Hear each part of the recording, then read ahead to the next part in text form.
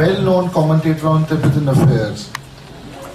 His photographic work on Tibet is highly acclaimed for its aesthetic and documentary value and is considered to be the largest one-man work on this subject.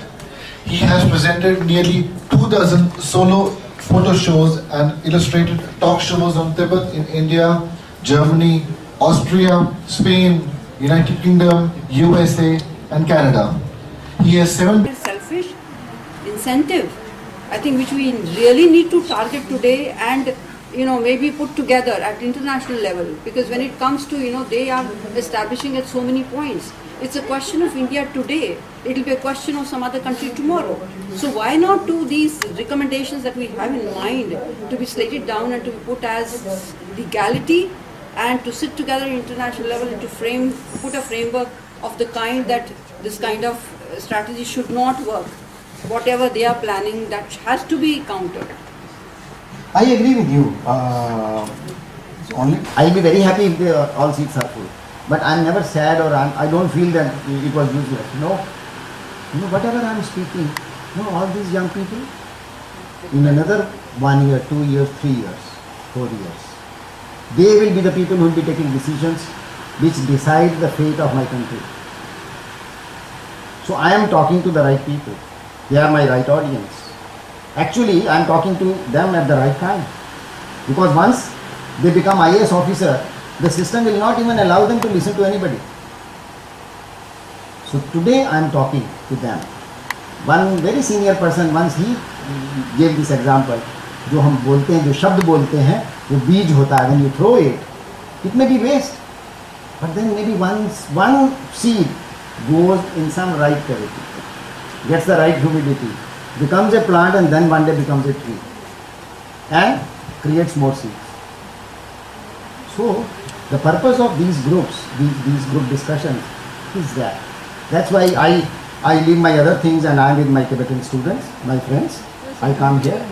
I do it regularly. Yes, we are so grateful to you. But somewhere down the line, as you said, yes, somebody becoming a lawyer or somebody, they will do it. I tell you, I have now more faith in them than anybody else. You have seen, you go and see the crowd. They are all this age people. They are not old people like me. Very few of them. And most of them are of this age. Why the government is today shaky? Have you ever noticed, ever believed the government will send a minister and talk to them? Yes sir, बोलिए sir क्या किया है? हाँ जी हज़ारे जी बताइए ना क्या करें? And Hazare, they start with all the conditions they have, and they give in one after other in 48 hours. This is first time that is happening in 60 years. I have seen JP's movement when I was a little older than you. I was a full-time. Journey to exile is not like we go from Delhi to Himachal. There's no highway, and it's beside that it's full of risk. It's filled with risk.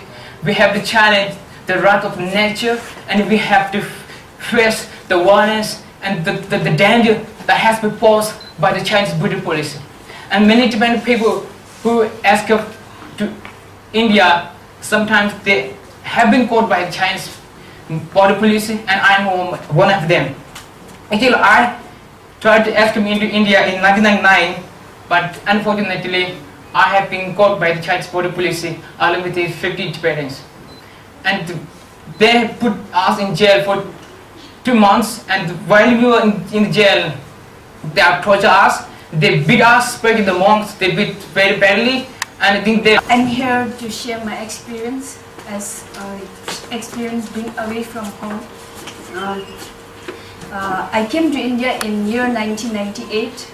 At that time I was just 7 years old, and that time I was one of the lucky girls because my dad, he came to drop me here, because it's not like this. Most of the Tibetans, my friends, they are sent away with complete strangers, and they are sent away to India with complete strangers. People they don't know, they come to India. But I was lucky enough to have my dad accompany me to India. He returned back right after dropping me here. I'm Nama, and I'm then studying political science honors at Lakshmi Bai College. So I will be sharing why I came to in India, because journey experience was almost same to my fellow friends, so I won't repeat. So when I was around 9 years old, my parents they deceived me to send to India, since they know that if I'll do study inside Tibet, I'm not getting proper education, and the Chinese people, what they are doing is they will indoctrinate all Tibetan students from the kindergarten level. So they don't want to, they don't want their children to become as such indoctrinated. So they send me. But when I was grown up now, and now I realize that why they sent me and why they deceived me like this. So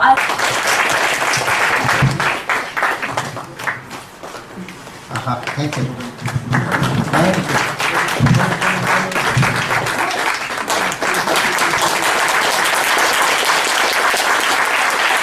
You know, this painting from Jatak Kathas,